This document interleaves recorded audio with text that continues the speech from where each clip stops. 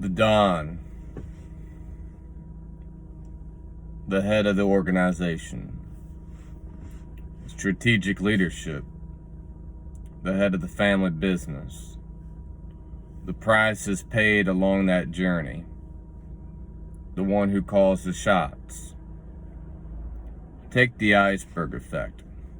Nothing can characterize my life maybe more than that.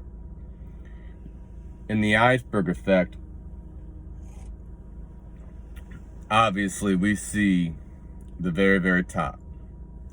99.9% of humanity seeing the 1% of results.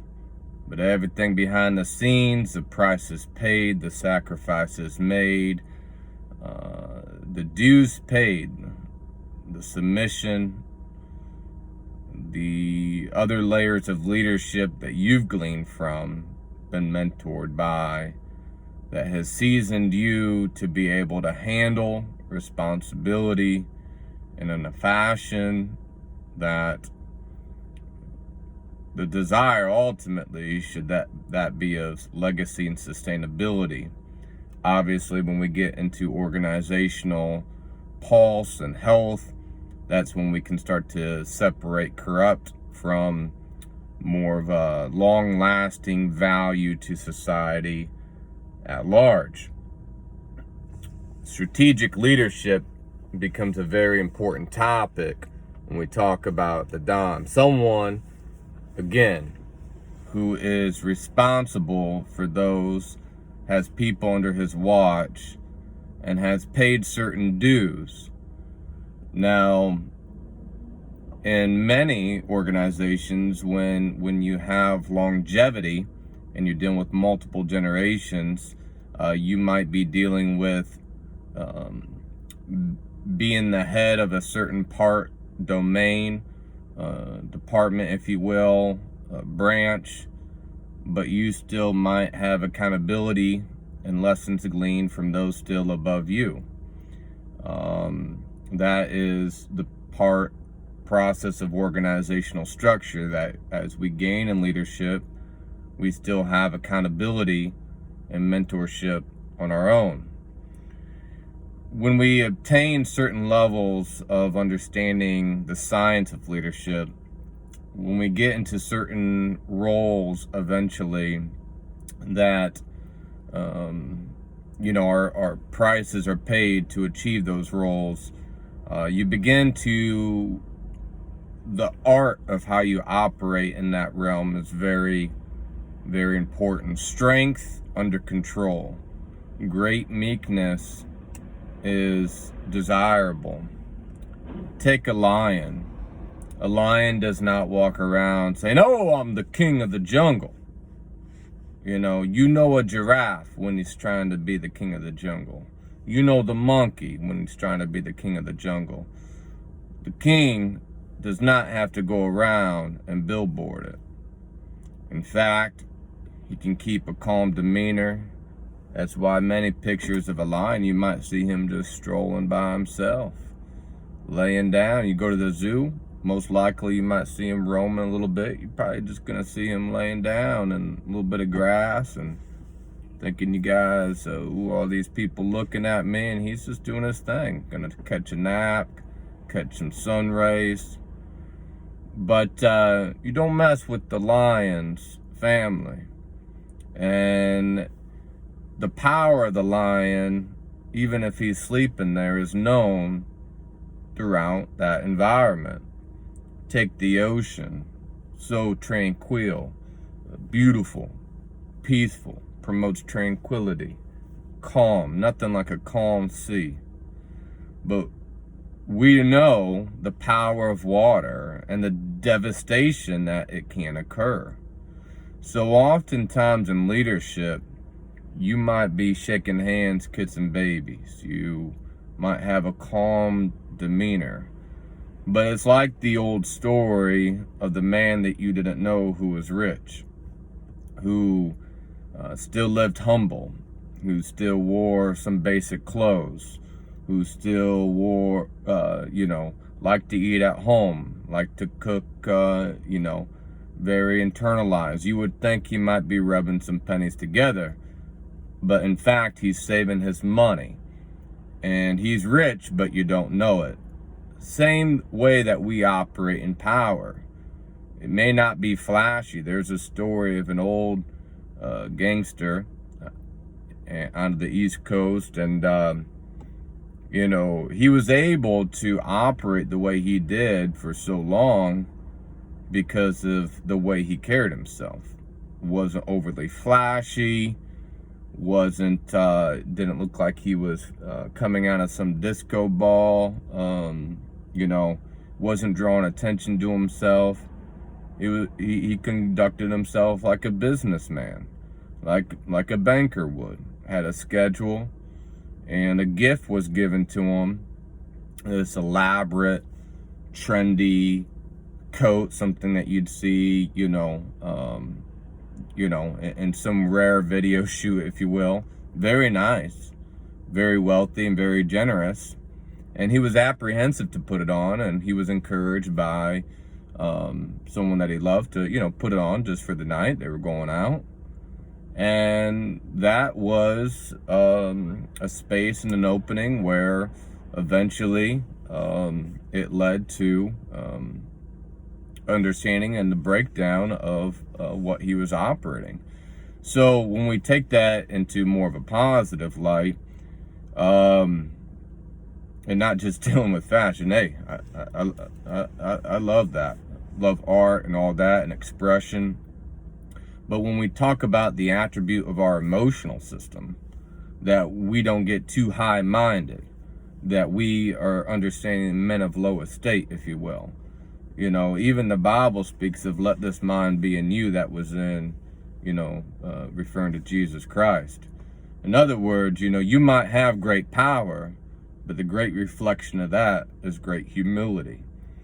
And oftentimes in strategic leadership, people might not understand always. Like, for example, if you're the calm picture of ocean, and they're like, why won't you do something? Why won't you do something? Listen, if you do something, people may not always be cognizant that if that ocean wave pops up, it's so powerful that it could wipe out a city. So you become very cognizant of your power. And like influence that I've talked about, which is more important than money, you learn when to pull out of that account and use your influence. And oftentimes we have to let things play out. Like I've said before, you have to think upon your feet, but you also have to let things play out. Understanding structure, what we do is we set the tone for atmosphere. It's been said, you go to some remote jungle, find a gentleman there, his IQ might be off the charts when you compare that to, let's say, some of the Ivy League students here across the Northeast. But, in his environment, maybe the only thing for the highest IQ in that particular environment might be the local witch doctor. You take the same, maybe a couple strands lower of IQ. The kiddo goes to Yale or Harvard, a neuroscientist or whatever. So, a lot of it depends upon environment and atmosphere. And, as leaders, that becomes one of our premier responsibilities, is setting the environment and the tone. Making sure it's not necessarily micromanaging at all, but setting the atmosphere for what's going to happen. Am I producing a generation that's going to blow each other's brains out? Am I producing something that's going to last maybe for 20 years and then it's going to get caught and it's going to go in shambles? Am I paying the price for things that's gonna, it might last for a season, but it's not gonna be anything sustainable left for the next generation? Or am I counting the cost before I build and understanding what I'm trying to achieve? Am I trying to be a trend, or am I trying to be a legacy? Am I trying to have something set up for those who are under my watch from 80 years from now? Or am I just trying to, have a nice vacation for an Instagram post? You got to understand what you want long term. And if you're caught up in microwave leadership, that's going to pass away with just like any other app that comes and goes.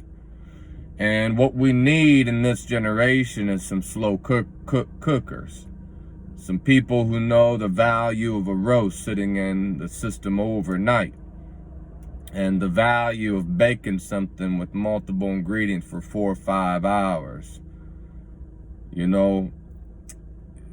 Atmosphere is everything. Sustainability is everything.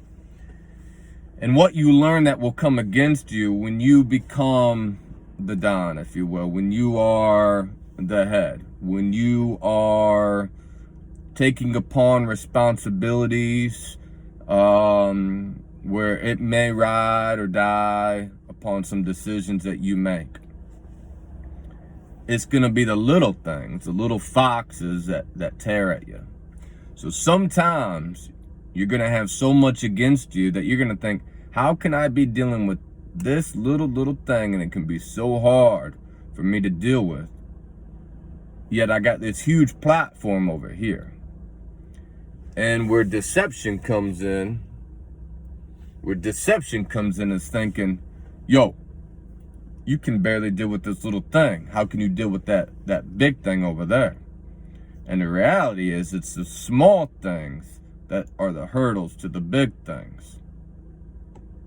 And so it's like jumping off of a trampoline. As soon as you overcome these little things, it's not just maybe one little step like you have, but all of a sudden it's a deep jump into the trampoline, and boom, you're expanded off into those horizons. So when you have large platforms, large levels of influence, it comes back to overcoming the little mental and emotional things on a daily basis, common humanity driven issues. But the difference is, when you overcome those little foxes, it catapults you into those executions of larger influence. So look, here's the thing. When we're out there on the street, I don't care if we're in corporate boardrooms, if we're on back corner alleys, I don't care if it's academic business, athletic business, I don't care where you came from or where you're going. You've got to understand 2 or 3 vital things here, okay? Number one, you are not called to just retaliate and live off of every emotional whim. You've got to be stronger and more mentally tough than that, and be able to pull yourself back and execute through patience and tribulation.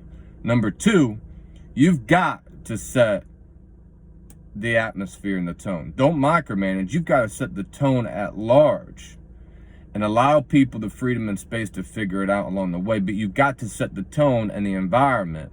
And third, let's finish off with this. Going back to the family series, you've got to know the priorities at the end of the day. There's 99 things out there that might give you satisfaction for a moment. But the one thing that's not maybe gonna is the thing that's gonna give you satisfaction for 180 years of legacy after you're long gone. So that comes back to the family and protecting the priorities. You've got to protect the priorities. Now, we'll understand corrupt and incorrupt organizations over time through this series, and we'll get into certain maybe gang related topics, leadership development, organizational structure, different various things. But here, take this takeaway. You've got to be able to have an account over what you're protecting. That takes a price to pay there. You don't just jump into that necessarily. You've paid the price, and because you've paid such extreme price, now you can operate in a realm of patience that patiently endures tribulation and understands the full effect and measure of legacy. We believe in you.